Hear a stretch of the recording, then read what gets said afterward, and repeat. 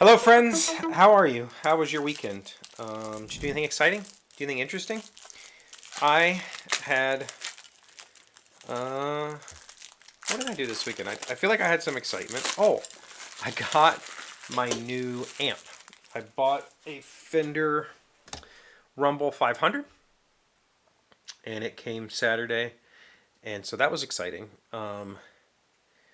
We had softball games on Friday, got rained out, so I got to come home and just chill. And then Saturday, I kind of waited around for that amp to show up because, it's an expensive thing to purchase, and I didn't want it to come broken or damaged. I wanted to check the box.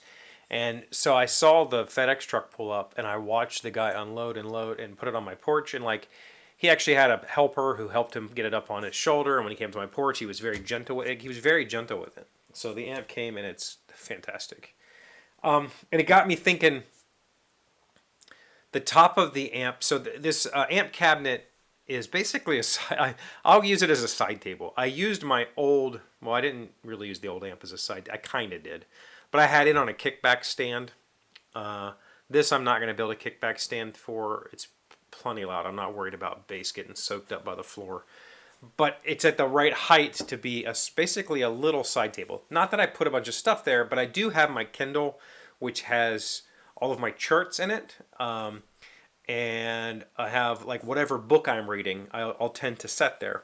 So I'd like to have something to sit those things on, because on the top of that amp is a grab handle, and so it's kind of sloppy. I also keep the 1/4-inch cable plugged in, ready to go, so I can just pick my bass up, plug in, and turn it on, and I'm ready. So that stays coiled up on top also. So I'm going to build a pedal board for my 3 pedals. I have 3 planned pedals, which is 3 more pedals than most bass players that I know use. Not saying that bass players don't use pedals, but especially for something like jazz, nobody in that world, nobody's using pedals. Maybe a tuner at most, and lots of people use clip-ons. But I'm going to build a little pedal board. This is just some oak that I have. Actually, these are slats out of some chairs I made years ago, and they're actually the exact right size for this sort of thing. They need to be a little narrower because I'm only going to be putting 3 little pedals on here. This whole thing only needs to be maybe a foot. That's actually more than enough. I just need to make sure it stretches over that handle. And then for whatever reason, when I ordered these pedal kits, I've ordered from this company before. They offer non-drilled cases and drilled cases. And the drilled cases cost a little bit more. And I mean a little bit, like $3 or something like that. And I have a drill press, and I have center punches and drill bits, and I have the capability to drill this out. But for $3, it's not worth my time. I'm trying to figure out, can I use this? How can I measure off of this case for some of this? Because this company, this is Das Music Ding, they have a standard input board, meaning that the foot switch, the LED, and the input and output jack are on a standard piece of board that fit all the cases, and then just whatever is going on up here is different. So I would like to be able to clone these 4 holes and then figure out this pedal only has 2 knobs on it, so I only need 2 holes up here, and they need to be based on the circuit board, so I might have to put the circuit board on here and figure that out. I don't know. Maybe I'm hoping they'll have some sort of printable template for drilling these. I didn't actually look that up. I should look that up because it might be easier than trying to copy this over to get it to line up perfectly. We shall see. But anyway, the point is, I'm going to be building this pedal first. This will be the parametric EQ pedal that is really just made for cutting out really specific bass tones that are really annoying. And I will, along these lines, so I saw a video from a guy I watch on YouTube who talked about this specific issue with some bass tones becoming resonant in the room and being really loud and really punchy. And I recognized it and I thought, oh, I thought that was just me. I thought it was just like, I thought maybe I was playing that note a little harder. And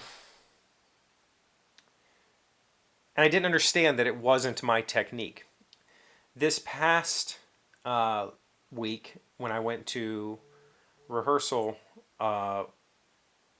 this was our 7th time playing together. And and this was the first time. It's very common, I guess, on all stringed instruments. Well, especially, maybe not all. It's very common on bass for there to be a few notes that are just kind of when you play them. And it's because those notes are the resonant frequency of the bass, and specifically the neck. And they're usually like up around like middle D-ish, or maybe it's an octave, whatever. It's very common to people to say there's a dead spot on my neck, and it's true. And you can actually buy clip-on weights, like a 1 pound weight to put on the headstock to change where that resonant frequency is, to take that out of your neck. And I've never felt that. And all 3 of my basses, I do not feel that dead spot. But playing this past week, I identified a dead spot on my Mustang that I did not identify before. And it was like, because I've built up enough time on it now, and like we're practicing 3 hours or whatever, I've been able to recognize like, oh, what was that? And then we keep playing and I go, it did it again. And I know it's not my technique. I can feel it's not my technique. My finger's in the right place. I'm applying the same amount of pressure. My plucking is even, and that note is dead.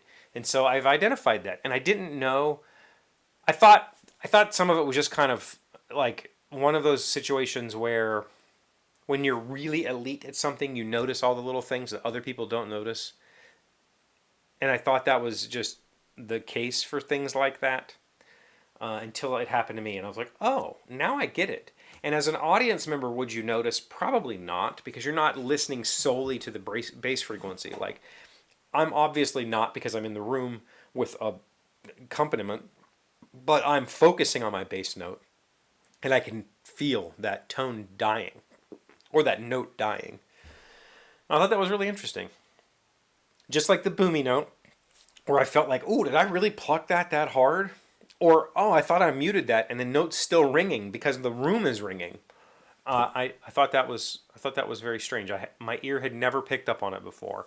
And maybe as a player or as a listener, you wouldn't pick up on it, or maybe you would just think I was not that good. In fact, playing through the little 15-watt amp with my Mustang had, it came with Fender nickel, or no, the guy who had it put nickel round wounds on it.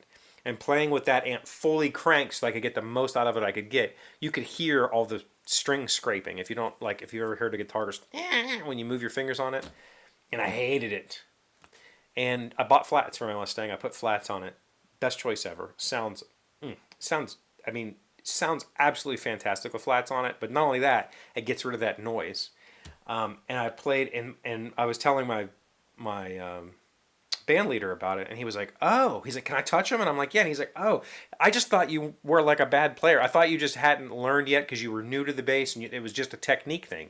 And I was like, well, that kind of is. I could have definitely played that. I could have worked around that scrapey string sound by muting with my right hand and lifting my fingers more. Like, there is technique to get around it. But a lot of it is not, there's nothing really, especially if you're sliding, like intentionally sliding and stuff, there's nothing you can really do about it other than put round wound strings on the bass, which fixed. So anyway, that's a whole bunch of nonsense about bass. I'm going to get to building this. I think I'm going to film this, and then we'll see if I release it. And I'll maybe film me building this silly little pedal board to hold my 3 pedals. And I guess I didn't explain the point of this. This will sit over top of that handle and give me a shelf to sit things on. Like just a little something. And then when I need it for a pedal board, I just put my pedals on. But I probably won't use these much at home. This is more for playing for realsies. Okay, I'm sorry. I'm sorry that Monday's just turned it. My brain, you know? Thank you for watching this video. I don't know why you did, but I appreciate you. Thank you for leaving a like, or you should leave a like. You should leave a comment. You should subscribe if you haven't. And you should ask me a question in the comments. Put a question down there that we can answer this week. Let me know what you're thinking. Let me know what's on your mind. Or share a cool story. That's also an option. Something we can talk about on the show. I'll see you again tomorrow.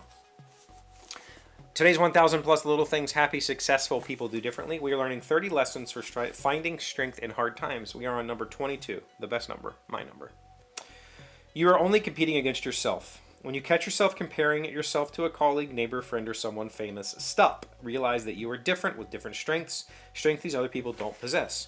Take a moment to reflect on all the awesome abilities you have and be grateful for all the good things in your life. This is one of those things I have to really constantly remind myself of, as well as my children. There's a constant need to compare, and it's like, listen, you got to stop that. That's just the death of your passion, is when you start comparing. Yeah, that's good advice.